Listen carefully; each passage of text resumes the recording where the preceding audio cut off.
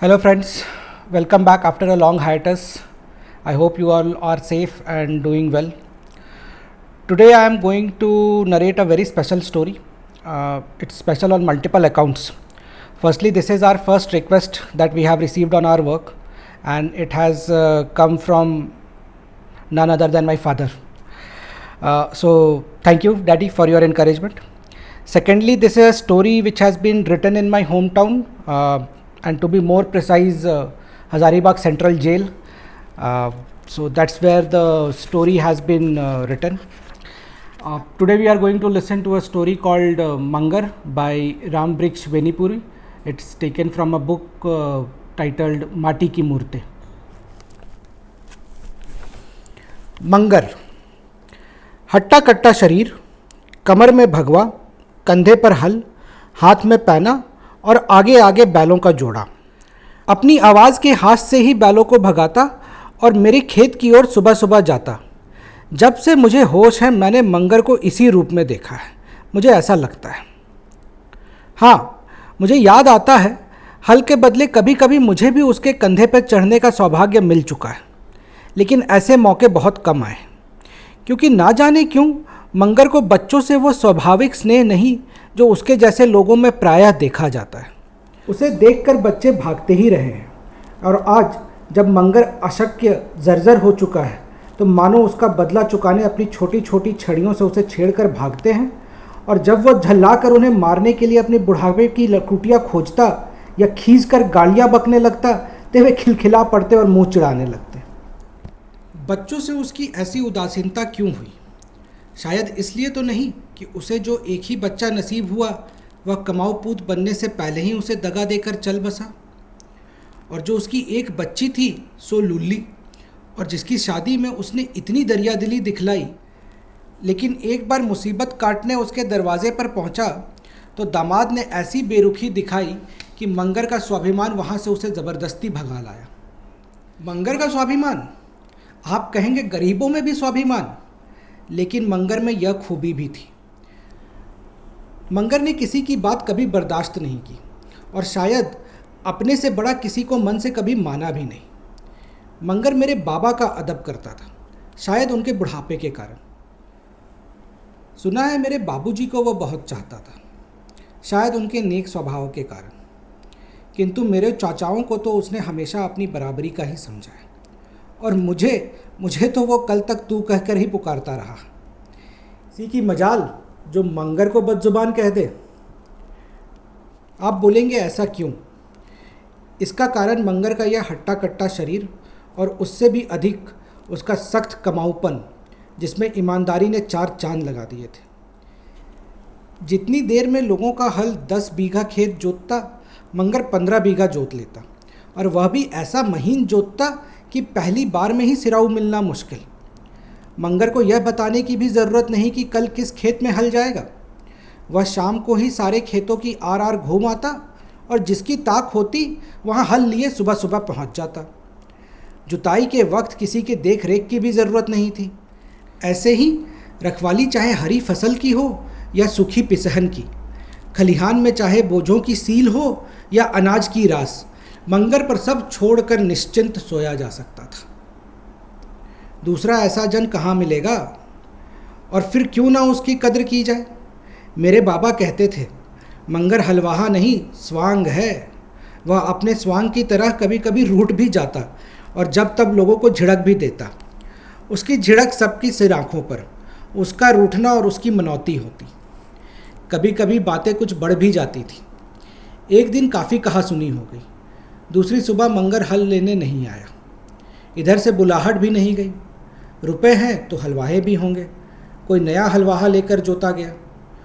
उधर कोई दूसरा किसान आकर मंगर को बोला, मंगरू देख, उन्होंने दूसरा हलवाहा कर लिया है, उन्हें रुपए हैं, 1000 हलवाहे मिलेंगे, तो तेरे भी शरीर हैं, 1000 गृहस्थ मिलेंगे। चल हमारा हल जोत, तू जो कहेगा मजदूरी दूंगा।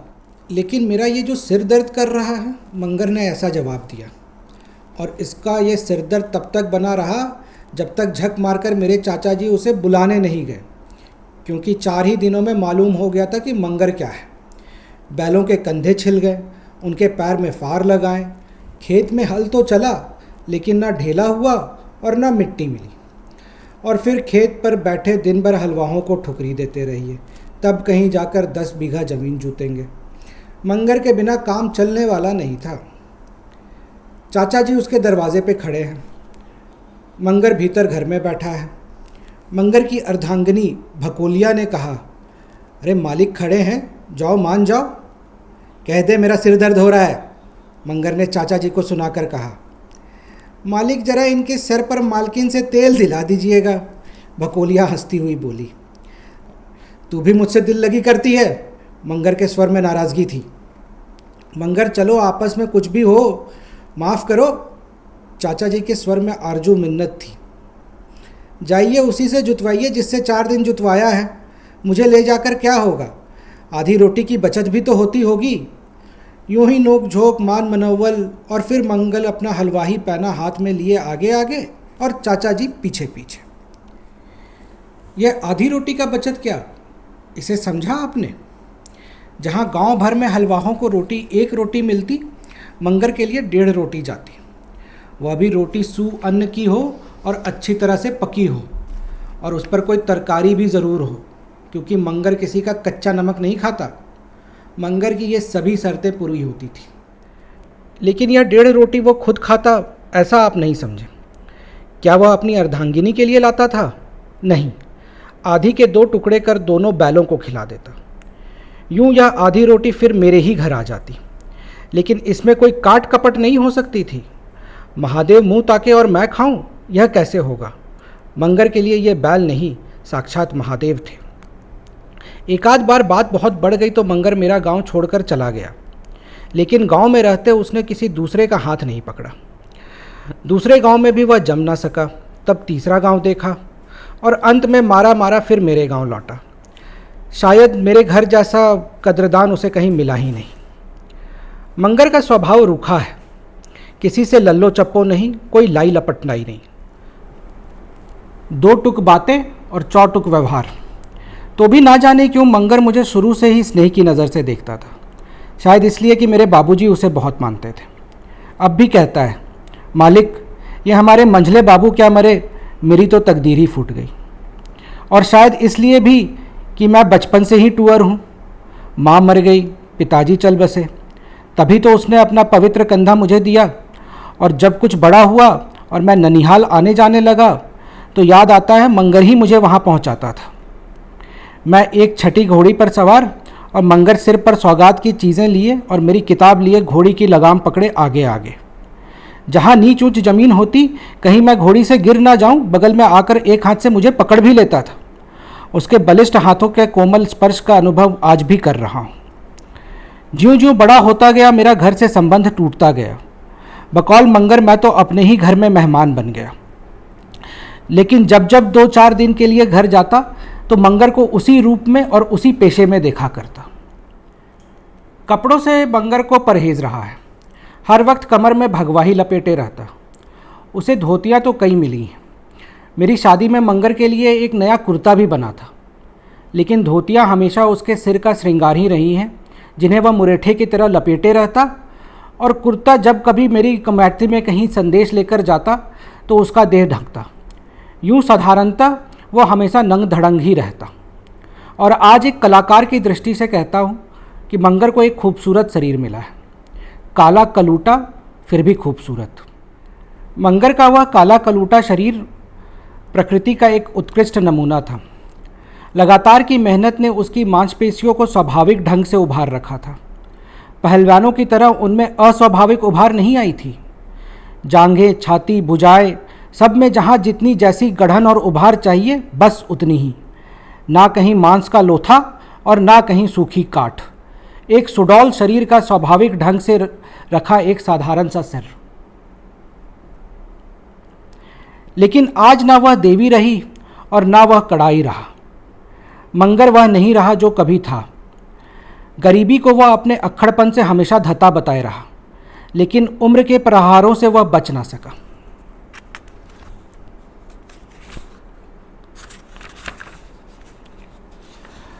उसकी एक एक चोट उसे धीरे धीरे जर्जर बनाती गई। और आज उस पर यह कहावत लागू है, सूखी हाड़ ठाठ भई भारी, अब का लदबद है व्यापारी।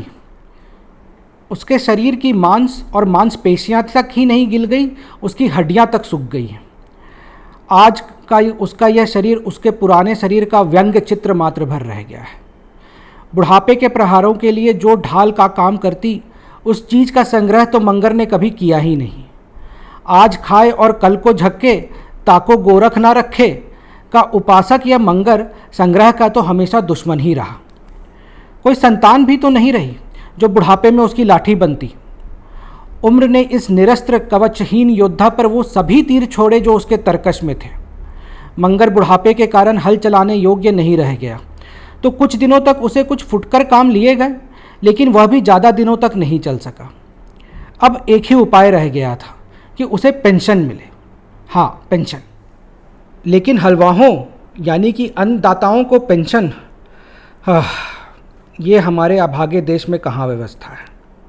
और व्यक्तिगत दया का दायरा तो हमेशा ही तंग रहा है। और फिर मंगर में जली हुई रस्सी का वह ऐंठन और शायद गर्मी भी है, जिससे दया के बादल हमेशा ही उससे दूर भागता रहा है।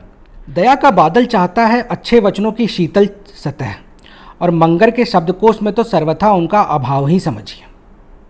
और इसके बदले मंगर की आज भी वो बेलौस बातें, जो पानी की क्या बात खून भी सुखा दे। इसके बावजूद उदारता की स्वाति की बूंदें कभी कभी टपकती, किंतु पपीहे की प्यास भले ही कहाँ बुझे। मंगर की बुढ़ापे की मरुभूमि भी उससे नहीं सींची जा सकती थी। यह दावे के साथ कहा जा सकता है कि आज हम मंगर की हड्डियों का झंझर भी नहीं पाते अगर उसकी अर्धांगिनी नहीं होती। उसकी अर्धांगिनी भकोलिया, मंगर की आदर्श जोड़ी, वही जमुनिया रंग, हाँ जमुनिया, काली कहकर मैं उसका अपमान नहीं करूँगा। 2 ही बच्चे हुए, यही कारण है कि मंजर जर्जर हो गया है, लेकिन भकोलिया अभी भी चलती फिरती है, कुछ हाथ पांव चलाकर कमा लेती है और दोनों प्राणियों का गुजर चला पाती है। लेकिन यह भी कब तक, क्योंकि वह बेचारी भी दिन दिन खिंचती जा रही है। भकोलिया मंगर की आदर्श जोड़ी है, शारीरिक ढांचे में ही नहीं, स्वभाव में भी। वे भी दिन थे जब वह तमक कर बोलती थी और झपक कर चलती थी, ना किसी को जल्दी मुंह लगाती और ना किसी की हेठी बर्दाश्त करती। जिस किसी ने छेड़ा, मानो काली सापिन के फन पर पैर रख दिया। लेकिन भकोलिया सिर्फ फुफकार मात्र थी, दंशन और विष का आरोप उसके साथ महान अन्याय होगा। पर मर्दों की अपेक्षा औरतें अपनी परिस्थिति के सांचे में ज़्यादा और जल्दी ढल जाती हैं। इसका उदाहरण यह भकोलिया है। मंगर आज भी है, मुंह का बेलौस या फूहड़ कहिए, लेकिन भकोलिया वह नहीं रही। कभी किसी का बच्चा खिला दिया तो कभी किसी का कुटन पिशन कर दिया, किसी का गोबर पाथ दिया तो किसी का पानी भर दिया। जो कुछ मिला उसमें पहले मंगर को खिलाकर आप पीछे खाने बैठी। किंतु इतना करने पर भी वह हमेशा मंगर की फटकार ही सुना करती है, और मंगर अपना पुराना पित्त और पुरानी झड़प ज़्यादातर उसी पर झाड़ता है। भगवान की मर्जी कहकर मंगर जिसके नाम पर अपना मुसीबतों का बिसर जाने का प्रयत्न करता रहा, उस भगवान ने पर साल उसकी और दुर्गति कर दी और ज़ोरों से अधकपारी उठी। भकोलिया उसकी चिल्लाहट से पसीज गई किसी दया की मूर्ति से दालचीनी मांग ले आई और उसे बकरी के दूध में पीसकर उसका लेप उसकी ललाट पर लगा दिया। मंगर ने कहा, बाई पुटपुटी और आंख पर भी लगा दो। मंगर ने लेप की पहली ठंडाई अनुभव कर रहा था। भकोलिया हुक्म बजा लाई, लेकिन यह क्या, जहाँ जहाँ लेप था वहाँ अजीब सी जलन शुरू हुई। जलन जख्म में बदली और जख्म ने उसकी एक आंख ले ली। अब जब मैं घर गया, बबुआ जी मेरी आंख ही चली गई, मैं काना हो गया बबुआ जी कहकर मंगर रोने लगा। शायद मंगर को यह मैंने पहली बार रोते देखा था। और विपदा अकेली कब रही है। पिछले माघ में मैं घर पहुंचा। सुबह धूप निकल आई थी, लेकिन अपने चिर अभ्यास के अनुसार मैं आंखें मूंदे रजाई में लिपटा पड़ा था। थोड़ी थोड़ी देर में कुछ गिरने की धम धम सी आवाज़ होती रही। रजाई से मुंह हटाकर आंखें खोली, देखा सामने पुआल के टाल के नज़दीक एक काला सा अस्थि पंजर बार बार खड़ा होने की कोशिश करता और गिरता। यह क्या, यह तो मंगर को लकवा मार गया है। देखा तो आंखें सजल हो उठी। निकट गया, उसे संभाला और फिर कहा, मंगर पड़े क्यों नहीं रहते हो, यह कैसी चोट लग रही होगी। पड़े पड़े मन ऊब जाता है बबुआ, मंगर ने जवाब दिया। उफ, नसें ढीली पड़ गई, खून का सोता सूख गया, लेकिन मानो अब भी उसमें तरंगें उठती हैं और किसी सूखे सागर की तरह बालू के तट पर सिर को धुन पछाड़ खाकर गिर पड़ती हैं। कैसा कारुण्य दृश्य है ये। धन्यवाद।